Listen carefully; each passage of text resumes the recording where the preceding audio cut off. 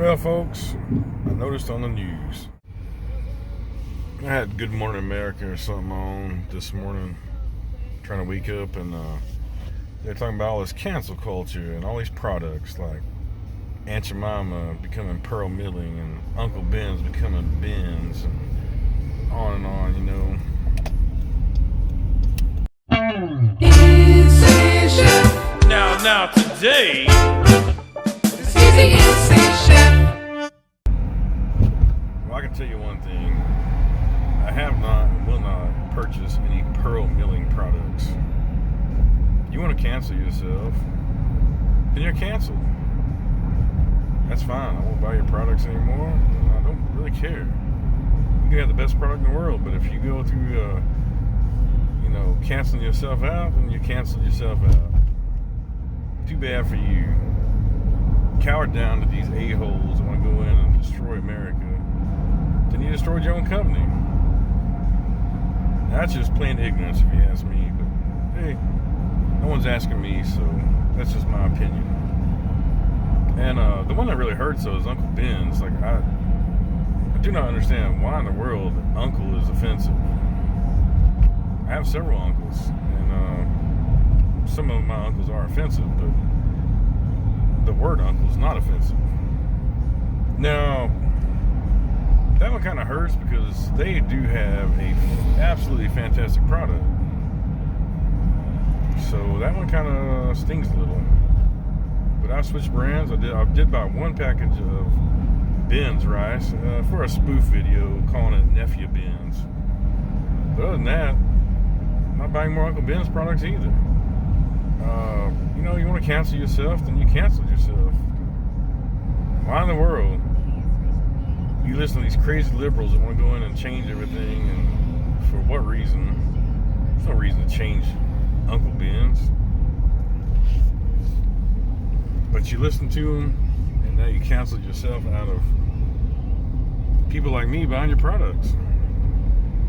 And for instance, Uncle Ben's, I use that in the restaurant industry for catering and all a lot. I probably buy 5,000, 6,000, 7,000 pounds of Uncle Ben's a year. And I have switched over to buying the comparable brands, private label stuff, instead of Uncle Ben's. So that's just me. I mean, it's a drop in the bucket, but if you got 100 caterers not buying your product, extrapolate that out, you're talking of tens of thousands, hundreds of thousands of pounds of rice a year that you ain't selling anymore.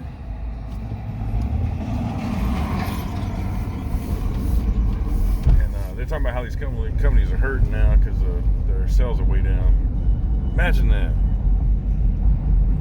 I bet you my pillow sales are way up because they tried to cancel them out. Rational thinking Americans went out and said, we ain't gonna let that happen. We're gonna buy your product. People are sick of this shit, and you wanna go cancel things out? You're only hurting yourself.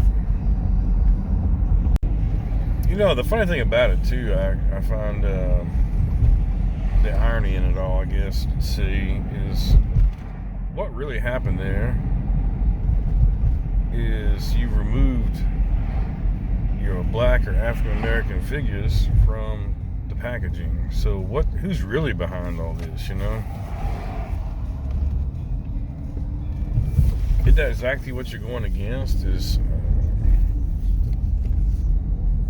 I don't get it.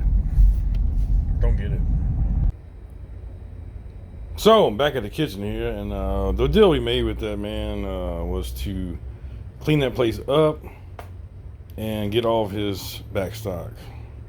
Trade off the back stock that was usable still, like dry goods and stuff, and cleaning supplies and all, for cleaning the place up. So pretty good deal, I think. There'll be $3,000 or $4,000 worth of back stock here when it's all said and done. I've already put a bunch of it up, but I just brought it all in here, palletized it, and going through it and shelving it where it needs to go. But yeah, that's what we're in the middle of right now. So we will see how this all plays out. I gotta go back next week and do all the cleanup part, and go from there. And hopefully, we can do some events over there. We'll see how it all goes. Who knows, but we'll see. So, of course, when you're doing a deal like that, you have to throw out anything that's been opened already. I don't take anything that's been, I don't know how it's handled, so all that gets thrown away. All the refrigerator stuff gets thrown away because it's been too long to be fresh and stuff. But I'll take frozen stuff that's still packaged in the boxes in the freezer, and stuff that is still in packaged dry storage, because that stuff's, you know, good still. And everything else, like you saw in there yesterday, like pre-made stuff, all that got tossed. We filled up probably 20 of them 60-gallon trash bags and filled the whole dumpster up with all that kind of stuff yesterday. So a lot of work, but hey, I think the trade-off's a good, fair deal. So yeah.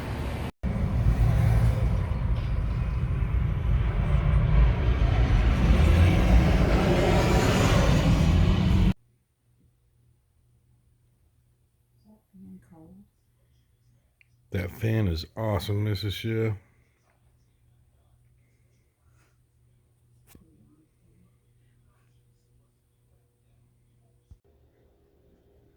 What's up, people?